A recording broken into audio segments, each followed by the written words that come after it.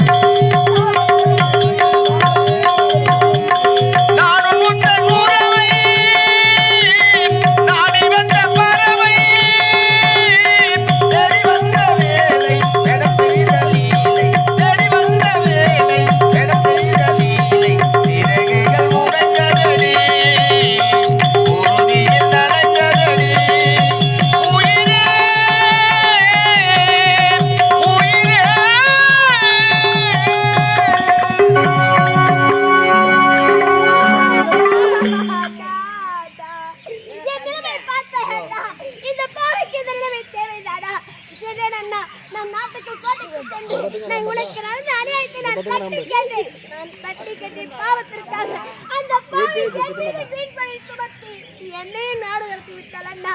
இன்னும் வயது முதல் என்னை ஒரு அடி கூட அடிக்கிறது தயங்குவார். அப்படிப்பட்ட அண்ணனே என்னை அடித்து விட்டார் அண்ணா. தங்கச்சி, அண்ணனை நாடு கடத்திய காரணத்தினால் நீ சென்று நீதி கேட்டாயா? நான் அப்பொழுதே உன்னிடத்தில் உரைத்தேன், அண்ணன் முன்ன மாதிரி கிடையாது, அண்ணியோட பேச்சு கேட்டு ஆடுகின்றாள் என்று. சரி, எப்படியோ ஒன்று சேர்ந்து விட்டோம். தங்கச்சி, அத யாரோ ஒருத்தன் ஐஸ் வைக்கிற அவள் நிக்கிறான். அவன் யார்? அவன் அவர் அப்படியே சொல்லாதேனா. யாரு? பாருனா, ஒரு நேரத்தில் நான் தவறி நீரோடையில் நான் விழுந்து விட்டேன். நான் விழுந்த பொழுது அவர்தான் என்னை காப்பாத்தினார்னா. அந்த வழியா வேற யாருமே வரலையா? அவர்தான் என் அண்ணன், என் ரத்தத்தின் ரத்தம். அண்ணா, இவர்தான் என்னை காப்பாத்தினாரு. காப்பாத்தினால் இவரையே நான் திருமணம் செய்து கொண்டேன். திருமணம் செய்திருக்கியா? உனக்கு திருமணம் எப்படிலாம் செய்யலாம் இருந்த? சரி, காலத்தின் விதிவசம் அதெல்லாம் போகட்டும். தங்கச்சி, உன்னிடத்துல ஒரு முக்கியமான செய்தி ஒண்ணு சொல்ல போறேன். என்கிட்ட முக்கியமான விஷயம். ஆமா. என்னன்னா? அவங்க யார் தெரியுமா? யாரு அவங்க? வருங்கால அண்ணி உனக்கு. அண்ணியா? ஆமா. அந்த அண்ணி மாதிரிலாம் இருக்க மாட்டாங்க. இவங்க அண்ணனோட பக்குவமா இருந்தவங்க. அப்படியா? இவங்களுக்கு தெரியும் யாரை எங்க வைக்கணும்னு. சரிண்ணா. வணக்கம் அண்ணி. யாரு இவங்க? உடன் பிறந்த தங்கச்சி. தங்கி நாத்தி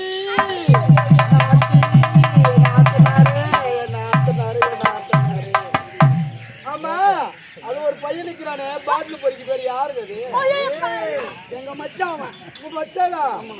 ஓ, என் தங்கச்சி என் நாத்தனார் வீட்டுக்காரா? ஆமா. ஐயோ, எனக்கு என்ன வேணும்? அண்ணனா வேணும். அண்ணா, தங்கச்சி. சரி, அனைவரும் ஒன்று சேர்ந்து விட்டோம். அந்த சதிகாரர்களை சும்மா விடலாம்.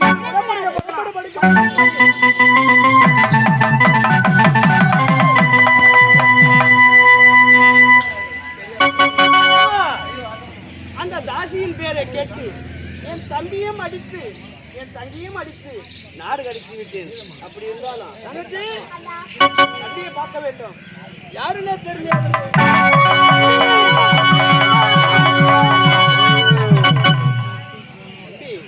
என் வார்த்தை கேட்டாயா? அண்ணியுடைய வார்த்தை கேட்க வேண்டாம் என்று உரைத்தேன். அம்மா, என்ன நடந்தது? தம்பி, அந்த தாசியின் பேரை கேட்டு நாடு நகரம் வரவோடு உனக்கென்று ஒரு 10 சென்ட் கூட நான் ஒதுக்கலப்பா. அண்ணா, அங்கேயும் திருமணத்துக்கும் நான் ஒதுக்கவில்லை. என்னுடைய கையெழுத்தம் தங்கையோட கையெழுத்து இல்லாமல் எந்த ஒரு பத்திரமும் ரிஜிஸ்டர் ஆகாதுண்ணா. அப்படியா? ஆமா. அவளை சும்மா விடலாமா? விடக்கூடாது.